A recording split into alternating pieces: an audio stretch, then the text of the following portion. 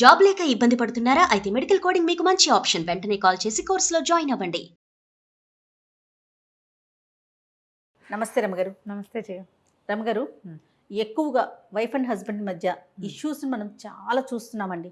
చిన్న చిన్న విషయాలకి అది చాలా పెద్దదై కొన్ని రోజుల పాటు మాట్లాడుకోకుండా, ఒకరి మొహం ఒకరు చూడకుండా అయిపోతుంది. పోట్లాడుకోవటం ఇంకా ఎక్కువ మాట్లాడుకోవాలంటే అసలు నువ్వు వేరు నేను వేరు, మనం నీ బ్రతుకు నా బ్రతుకు నాది, సింపుల్గా మనం ఇష్యూస్ అని మర్యాదకరంగా మాట్లాడు పెళ్ళం పోట్లాడుకు వస్తూ ఉంటారు, ఎంతసేపు పోట్లాడుకుంటారు.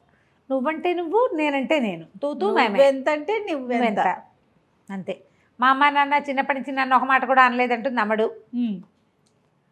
పెళ్ళం అంటే ఇలా ఉంటుంది అనుకోలేదంటాడు మొగుడు. అంతే అంతే కదా. అత్యద్భుతంగా పెంచేశారంటారు. అమ్మ చీత కొట్టినా సరే ఆ మాట ఎవరు చెప్పరు కదా. అమ్మ చీత కొట్టడం అలవాటుగా ఉంటుంది. పైగా ఏంటంటే ప్యాంపర్ చేయించుకోవాలని ఉంటుంది ఆడపిల్లలకి. మగపిల్లలకి ఆడవాళ్ళు అత్యద్భుతంగా అన్నీ చేసేసి అన్నీ చేతికి అందించేసి తమ ఏదంటే అదే జీహుజూరని చేసేసి తమకి ఒక జీతం బత్తెం లేని ఒక భృత్యురాల కింద భార్య ఉంటుంది కొంతమంది అబ్బాయిలకి. అన్నీ తన మనసులో ఉన్న మాట వాళ్ళకి అర్థమైపోవాలి, తను ఏం చెప్పదలుచుకున్నాడో దానికి తెలిసిపోవాలి. అంతే. దాని ఫీలింగ్లు, దాని ఏడుపు, దాని వ్యవహారం వీడికి అక్కర్లేదు. అంతే. అమ్మాయిలకేమో తమని లాడు ప్యారు, తమని ముద్దుగా చూసుకోవటం, తమ కోరికలు తమ ఐడియాస్ని ఉండాలని అమ్మాయికి ఉంటుంది. పక్కన ఉన్నవాడు మనిషేనని వాళ్ళకి అనిపించదు. పాపం ఈ పిల్లని తెచ్చాము దీనికి సరదా సంతోషం చూడాలని అబ్బాయికి ఉండదు. సెల్ఫిష్. అవును అవును. పైగా వాడొక అబ్బాయి, ఇదొక అమ్మాయి, ఇవే ఉంటాయి. అంతే. మనకి ప్రపంచంలో రెండే కదా జాతులు, ఆడ మొగ. అంతే. పోట్లాడుకుంటూ ఉండాలి. కానీ ప్రతి మొగతోటి మనం పోట్లాడం. మన నాన్న, మన అన్నయ్య వీళ్ళు మనకు కావాలి. వాళ్ళు ఏం చేసినా కరెక్టే. వాళ్ళు ఎప్పుడు హీరోలే. నాన్నే మన హీరో, అన్నయ్యే మనకి హీరో వర్షిప్గా ఉంటూ ఉంటాడు. మన తమ్ముడే ముద్దు. మరిది మీద ఒళ్ళు మంటగా ఉంటుంది కానీ తమ్ముడి మీద మంటగా. తమ్ముడు ఏం చేసిన చిన్న వెధవా, వాడికి ఇంకా తెలియదు అనిపిస్తుంది. అదే వయసున్న మరిదికి మాయరోగం, ఓవర్ యాక్షన్ అనిపిస్తుంది. న్యాచురల్ కదా. అంతే. అదే మగపిల్లలకి ఏమైనా ఉంటుంది, మరదళ్ళు ఓవర్ యాక్షన్ చేస్తున్నారు లేదా వదిన గారు అతివేషాలు ఇస్తుంది అంటారు. తమ చెల్లెళ్ళు తమకి అలవాటుగా ఉంటారు కదా, వాళ్ళ అతివేషాలు, వాళ్ళ ఓవర్ యాక్షన్లు, వాళ్ళ పిచ్చి వేషాలు అన్నీ నార్మల్గా ఉంటాయి. అవి అలవాటుగా ఉండటం, అది అమాయకత్వంగా తోస్తుంది. అది కూడా వస్తుంది. వాళ్ళ అమ్మ అమాయకురాలే. వాళ్ళ అమ్మ ఎవర్ గ్రీన్ అమాయకురాలు, అసలు ఏం తెలీదు, పిచ్చిమోహం. అదే అక్క పిచ్చిమోహం, చెల్లి పిచ్చిమోహం, వచ్చే వాళ్ళే తెలియగల పాప వాళ్ళని నేనే చూడాలి. అంతే.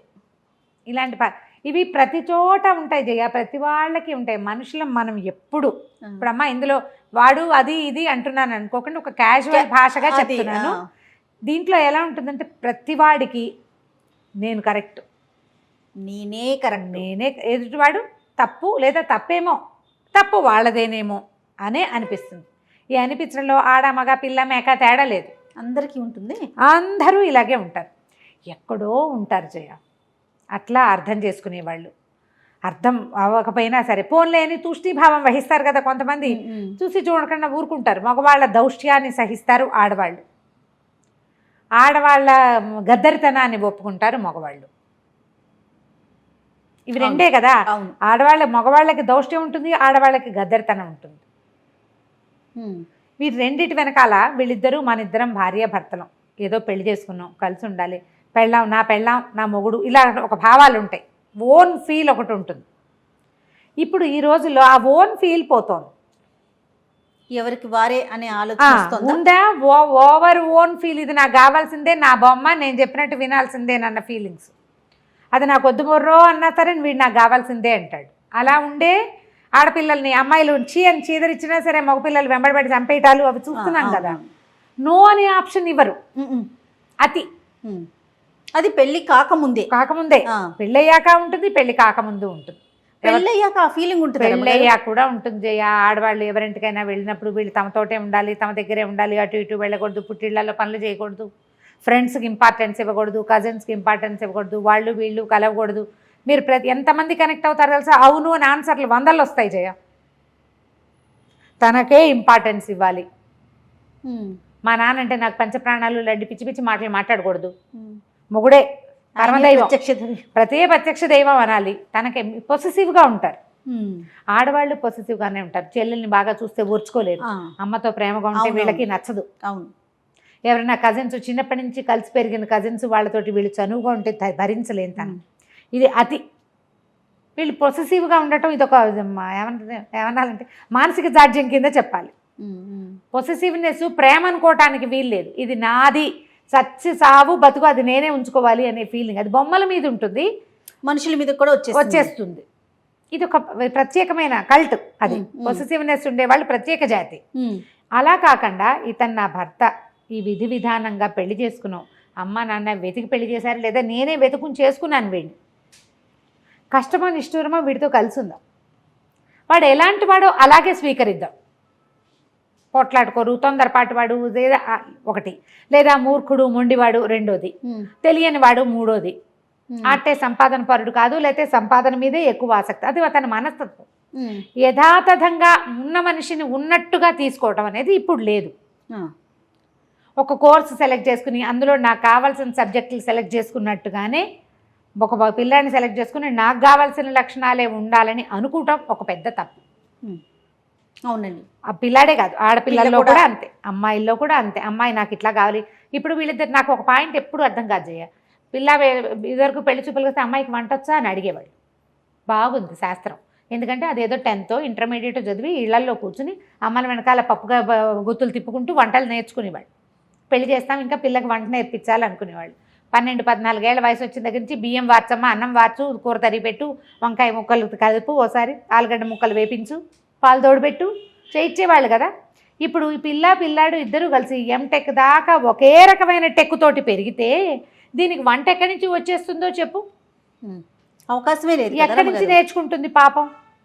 పోనీ అమ్మాయి ఒక్కతే నేర్చుకోవాలా? అబ్బాయి నేర్చుకోడు వంట? వాడికి వద్దా? నేను ఈ ఒక్క పాయింట్లో మాత్రం నాకు మహామంటగా ఉంటుంది. వంట వచ్చు అంటే ఏదో వచ్చు, ఓ బెండకాయ కూర, ఓ వంకాయ చారు ఏదో చేసుకుంటుంది పిల్ల, వాడికేమొచ్చు? అది ఎవరు అడగరే. ఇంకా అసలు ఆ కల్చర్లో నుంచి బయటికి రాలేకపోతున్నాం. ఆ ఒక్క విషయంలో రావట్లేదమ్మా, మిగిలిన అన్నిట్లలో వచ్చేసాం. అన్నిట్లలో చింకి గుడ్డలు కట్టుకోవడం దగ్గర నుంచి దాంట్లోకి వచ్చేసాం. కానీ ఆడాళ్లే వంట చేయాలి అనే పాయింట్ల నుంచి బయటికి తల్లులు రావట్లే. ముందు ఆడపిల్లలు చదువుకోవాలి, ఉద్యోగం చేయాలి, చదివే కొడుకుతో సమానంగా సంపాదించాలి. ఇద్దరికి క్యాంపస్ సెలెక్షన్ వస్తే ఆ పిల్ల ఏ టైం ప్రకారం వంట నేర్చుకుంటుందో ఒక ఆడపిల్ల చెప్పు. ఇది ఆడవాళ్ళ వైపు నుంచే వస్తున్న సమస్య. ఎక్కువగా తల్లులు వంట రాదా దానికి వంట రాదు అంటే నీ కొడుకే వచ్చు, వాడికి అండర్వేర్ ఆరేసుకోవడం కూడా రాదు, అయినా పర్వాలా. ఈ రెండు మారితే బాగుండేమో అనిపిస్తుంది. పోట్లాడుకోవటం అంటే దీని మీద ఒక చిన్న చిట్టి పిట కథ చెప్దాం. ఒక భార్య భర్త గురువు గారి దగ్గరికి వచ్చారు. మరి ఇలా ఉంటే కొట్టు తెచ్చిపోతారు కదా న్యాచురల్లీ. సరే వీళ్ళిద్దరు వచ్చి ఏం చెప్పారంటే, మేము ప్రేమించుకుని పెళ్లి చేసుకున్నామండి, ఏమిటో మాకు ఎప్పుడు తగాదాలు వస్తున్నాయి, ఎంతసేపును ఎప్పుడు కొట్టుకుంటున్నాం మేము, కొట్లాటలు చాలా ఎక్కువైపోయినాయి గురువుగారు, ఏదైనా ఒకటి చెప్పండి మాకు సొల్యూషన్ చెప్పంటే గురుగారు ఏమన్నారంటే, ఏ విషయం మీద పోట్లాడుకుంటున్నారు? వంట, పెట్టు, తీరు, తెన్ను, ఇల్లు, వాకిలి, గుడ్డ, గుసురు, ప్రతిదాని మీద పోట్లాడుకుంటారు వాళ్ళు. సరే, ఈసారి పోట్లాట వచ్చినప్పుడు అమ్మాయిని చూసినప్పుడు మీ అమ్మని గుర్తు తెచ్చుకో అని అబ్బాయికి చెప్పాడు. అక్కడి నుంచి అమ్మాయికి ఏం చెప్పాడంటే, ఈసారి ఏదైనా పోట్లాడాల్సి వస్తే అబ్బాయి బదులు మీ నాన్న అక్కడ ఉన్నాడు అనుకో, బాగుంది అని చెప్పాడు. ఇప్పుడు ఏదైనా పోట్లాడాలంటే నాన్నతోటి పోట్లాడాలి లేదా అమ్మతోటి పోట్లాడాలి. అమ్మాయి అబ్బాయి ఇద్దరు ఇంటికి వెళ్ళిపోయారు. 1.5 సంవత్సరం 2 ఏళ్ళకు ఒక పిల్లాన్ని ఎత్తుకుని ఓసారి మళ్ళీ కడుపుతో ఉన్న అమ్మాయి వచ్చారు గురువుగారి దగ్గరికి. ఏమి బాగున్నారా అని అడిగాడు ఆయన. మీ సలహా వల్ల బాగున్నామండి అని. ఎట్లా అంటే, ఇప్పుడు కూర ఏడ్చినట్టుంది అని చెప్పాలి. అమ్మని ఏనాడైనా అంటామా? ఆ మాట అనగలమా? ఏ మగపిల్లాడు వాళ్ళ అమ్మని ఏంటమ్మా నీకు ఒంట్లో బాగోలేదా, కూర సరిగ్గా చేయలేకపోయావు అంటాడు. అంతేగాని నీ మొహంలా ఉంది, ఎవడు నేర్పాడు అంటాడు అమ్మని. నీకు ఇలాంటి కూర నేర్పినందుకు మీ అమ్మని తిట్టాలి అంటారా? నీ పెంపకం ఇలా తగలబడింది అనగలరా? మనమ్మని మనం ఏమీ అనలేనప్పుడు భార్యని ఎలా అంటాడు? అనలేకపోయాడు. ఆ అమ్మాయి ఏం పెట్టినా తినేవాడు. అదే కూర అమ్మాయి నోట్లో పెట్టుకుని తిన్నాక, అయ్యో ఉప్పు ఎక్కువైపోయింది, లేదా కారం తగ్గింది, అసలు ఏమీ బాగుండలేదు, చప్పగా ఉంది, ఎలా తింటున్నాడో నాన్నకి బాగా చేసి పెట్టాలి.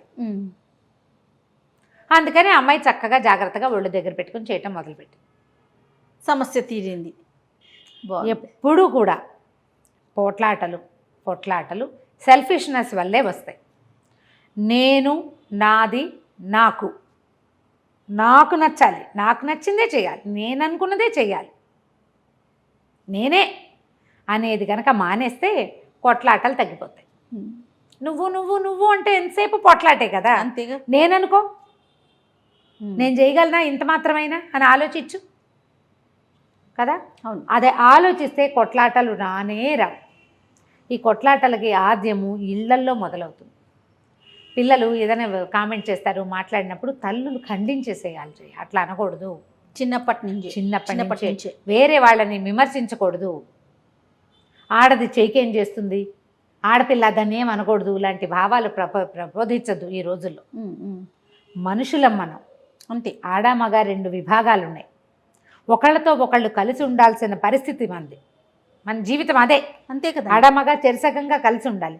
కొట్టుకు చూస్తుంటే ఒకే శరీరం 2 ముక్కలు అవ్వదు కదా. మనుషులు కాబట్టి విడిపోతాం. ఎందుకు విడిపోవాలి? వివాహ బంధంతో ఒకటయ్యాం. మన ఇద్దరం ఒకటే. కుడి కంటికి సరిగ్గా కనపడదనుకో, మనకి ఎడం కంటితో బాగా చూడడానికి ట్రై చేయమా. ఓ చెయ్యి ఎవడైతే రెండో చెయ్యికి బలం ఎక్కువ వస్తుంది కదా. ఓ కాలు ఎవడైతే రెండో కాలు మొత్తం బరువుని అదే లాగుతుంది. సంసారం ఇట్లా వెళ్తే ప్రాబ్లమ్స్ లేకుండా ఉంటాయి. కొట్టుకోకండి, తెంపుకోకండి అంటే ఏదో విపత్కర పరిస్థితులు వచ్చి భరించలేని స్థితి వస్తే మనం ఏం చెప్పలేం చేయ. వాటికి చిన్న చిన్న వాటికి ఎందుకమ్మా కొట్లాటలు? ఏదో ఒకటి మనం సర్దుకుంటే సరిపోతుంది. సర్దుకుంటే ఎంతసేపు సర్దుకోవాల్సి వస్తుంది అనిపిస్తుంది మీకు. కొన్ని పెట్టుకోండి, వీటికి మాట్లాడక్కర్లేదు అని. సమస్య గొంతు దాటినప్పుడు మాట్లాడాల్సిందే. చిన్న పొన్న వాటికి తగాదాలు చేసుకుని మాట్లాడి పోట్లాడుకుని వచ్చి వాళ్ళకి చెప్పి వీళ్ళకి చెప్పి ఎప్పటికీ తెగకుండా ఎవరు ఫస్ట్ సారీ చెప్పాలనే విషయం మీద కూడా పోట్లాడుకుని సారీలు చెప్పద్దు, మామూలుగా క్యాజువల్గా మాట్లాడుకోండి. పోట్లాట తగ్గిపోతుంది. అదొక ప్రాక్టీస్ అంతే. ఒకసారి ట్రై చేస్తే కుదురుతుంది. సంసారాలు చెడగొట్టుకోవద్దు. మనకేంటంటే ఈ దొరికిన కంపానియన్షిప్ కంటే అద్భుతమైనది రేపు దొరుకుతుందనే నమ్మకం ఏం లేదు. అందరూ ఇలాంటి వాళ్ళే, అన్నీ ఇవే సెల్ఫిష్ రకాలే ఉన్నాయి ఉన్నవన్నీను, ఆడైనా మొగైనా. అవును. ఎందుకంటే నేను ఒక పరీక్ష రాయాలి, నా ర్యాంక్ కోసం నేను పరిగెడతాను కదా. అదంతా సెల్ఫిష్ థింగే కదా. మనం ఫస్ట్ రావాలి, మనకు ర్యాంక్ రావాలి, మనకు ఉద్యోగం రావాలి, పోటీ. ఆ పోటీ నువ్వు జీవితంలోకి తెచ్చుకోకూడదు. చదువులో, ఉద్యోగంలో, ఆఫీస్లో, కెరీర్లో ఉన్న పోటీ జీవితంలో కూడా వచ్చి అవి అలవాటైపోయినాయి. వచ్చేసి చెరోపక్కకి లాగేసుకుంటున్నాం, చివరికి కొట్లాడుకుంటాం.